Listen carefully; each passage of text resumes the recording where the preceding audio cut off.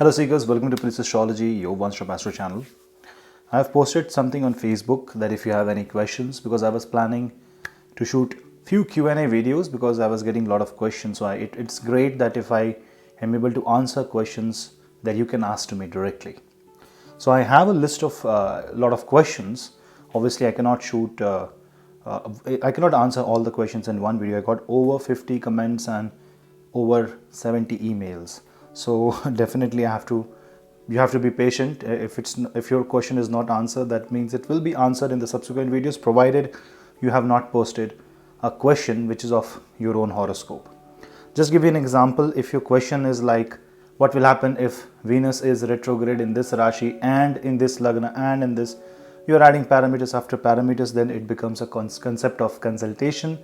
So it's better that if you can take a consultation, if you want to take a consultation from me, you can drop me an email or you can take consultation. That will be a better approach, because videos are for academic interest and to create enthusiasm and to create awareness about astrology. So let us take a few questions, and the first question is shared by Angie Lewis. I hope I have pronounced the name correct.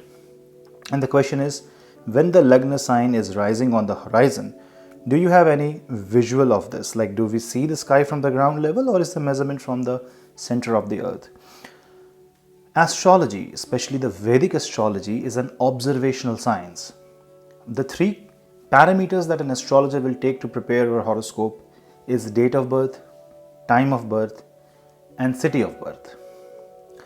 Date and time are known as time coordinates to locate the position of planets on that particular date and on that particular time. So it's like in the spatial coordinate, in the time-based coordinate, it is pinpointing the exact time of the planets and exact moment when the planets will be under a certain Rashi or a certain nakshatra. But what is the use of the city? This seems to be a new concept, right? The city is used to get the coordinate of your birth. Why? Because at the time of your birth, if you stand on that coordinate at exactly that moment, at that particular instant, and if you observe the sky, and I mean really if you just go out and observe the sky, your horoscope will be the exact alignment of planet that you can visually see from that location. Now it has nothing to do with the center of earth. It has nothing to do with equator. It can be anywhere from 90 degree north to 90 degree south, from 0 degree to 180 degree of east and west. It can be any latitude, longitude, and this is the spatial coordinate. So a person who was born at exactly same date and same time in India, say New Delhi, and a person who was born at New Jersey will have an absolutely different horoscope. So if the date and time is same but the city is different, even if there is the slightest of difference, say if the two cities are 200 kilometers apart, their entire horoscope will be different, because the sky that they will observe will have some difference.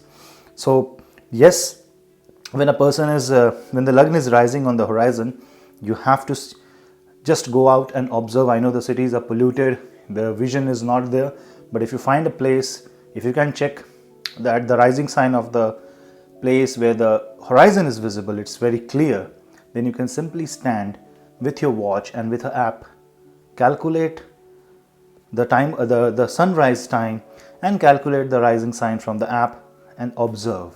If you know the visual representation of constellation, you will be seeing the same constellation rising at what the app says. So it's not the truth and you cannot verify. You can just go out and verify. So it was a good question, but this was a confusion. This is a confusion in a lot of budding astrologers. Is this something mathematical or is it something fixed? It's absolutely not. It's your observation from wherever you are. And the second question is asked by Angie only, that what is Rahu and Ketu? Do you have any visual aid of Rahu and Ketu? Okay, when the ellipse of orbit of Earth's revolution around the Sun intersects the Moon's orbit around the Earth, those 2 points are called as Rahu and Ketu. Those are the intersecting points. And if you see these two intersecting points, they are mathematical points. And that is why in astrology it is represented as Chaya Grah. Chaya Grah means shadow planets. That means they are the shadow of sun and moon on earth, and that is why these are the shadows and they do not have real existence, but they have mathematical significance because the origin is from the luminaries itself. And just as the light is important, so is the shadow. And that is why Rahu and Ketu are always considered retrograde, because if the light is moving in one direction, the shadow has to move in the reverse direction. It's a basic physics. So I hope that answers this question. And is there any visual aid? You can't see something which is mathematical, so the visual aid is not possible. The next question is asked by Saurabh Bivalkar, and he asks, who is the actual Lagnish, the sign lord of Lagna or the nakshatra lord, and how things can be different from both the angles? See, Lagnish is nothing but the first house lord. You have Shodash Varg chart. There are 16 divisional charts. There are D1 charts. There is Chalit chart. In every chart, the first house is called as Lagnish of that chart. The D1 chart, which is called the natal chart, is your chart. Everything is derived from the single natal chart. That is why your Lagnish or your ascendant will be the first house lord. So for example, if your D1 chart has Pisces rising, that means your Lagnish or the ascendant lord is Jupiter. If it has Aries rising, then the Lagnish or ascendant lord becomes Mars. Now obviously they can fall in different nakshatra. Say for example, Mars in Aries can be in Kritika, Mars in Aries can be in Bharani, or it can be in Ashwini nakshatra. So if Mars can be in 3 nakshatras, these are the nakshatra lord. A nakshatra lord is a different concept.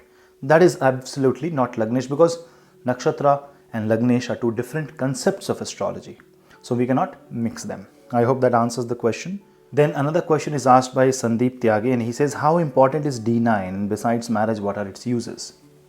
D9 is said to be the 9th part or the 9th divisional chart, which is considered to be the most important and said to be the soul of astrology, soul of horoscope. Okay, I will be very brief because I have already uploaded a video on Navamsha, and you can see in the card here.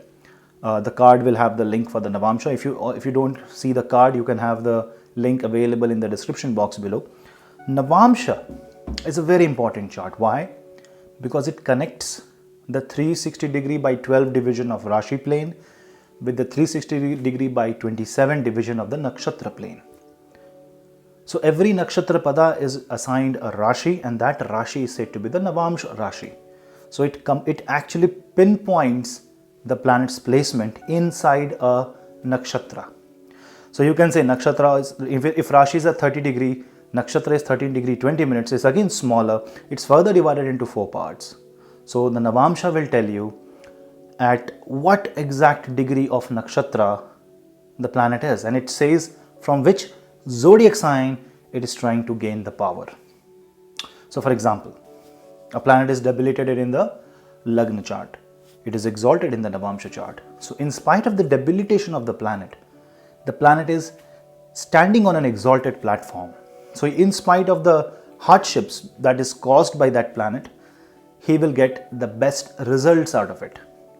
It's kind of similar to the Neech Bhang Rajyog, but in this particular case, he has to go through the pain and the suffering for the debilitation, but he will get the best possible outcome once he walks that path.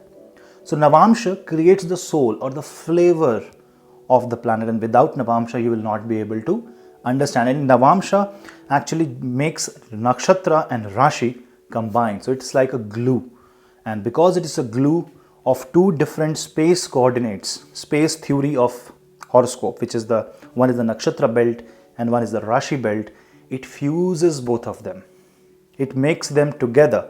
There is a feedback created by the Rashi to the Nakshatra, and they kind of overlap each other. Because of this twisting and bonding created between these two theories, Navamsha exactly tells you the strength of the planet. Why it is considered to be marriage? Because marriage is seen by the 7th house and the 9th house, dharma. So when marriage happens in somebody's life, his fate can change. That can become the strength of his life. That can become a complete shift in his karmic war, or a complete shift in his karmic path can happen just because of marriage, because he is now getting associated with another person, and that person will change the karma forever. And apart from marriage, you can actually see a lot of things from the Navamsha chart. And what else you can see is the strength and dignity of the planet. And these two are the most prominent, you can say, flavor of the Navamsha. There are further flavors of this, but obviously that cannot be explained on a video. And I will take one last question in this video with Charlene Sukhal. And she has said that please explain the behavior and characteristics of exalted yet combust planets. Okay, exalted planets, I will say this in very brief. Exalted planets are the planets which have very high power, very high potential. They are working at its maximum capacity. Good or bad is not guaranteed. A lot of people think exalted means good. It's not like that. Exalted planets can really be bad. An exalted planet can result into ego, ahamkar vriddhi, and that rise in ego can actually result into a bad karma, which can result into a, you can say, a bad outcome of your karma.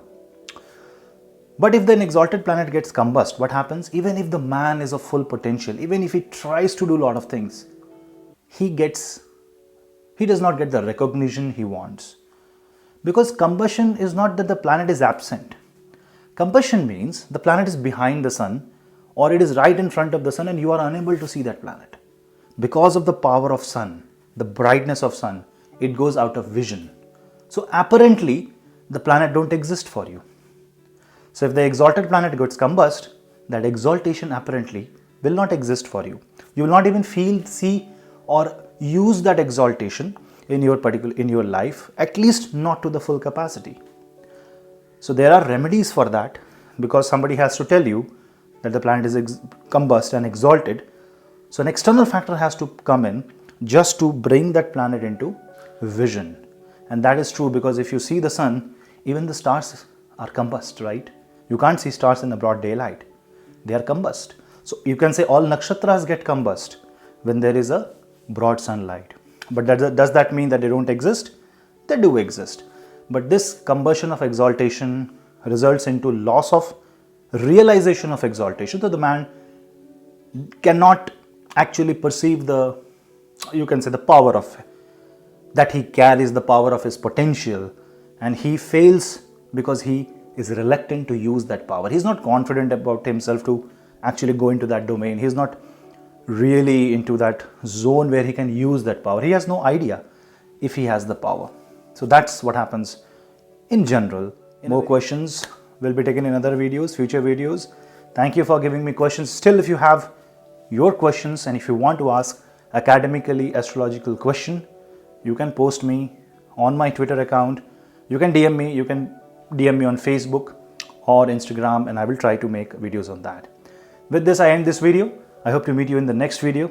Till then, namaste.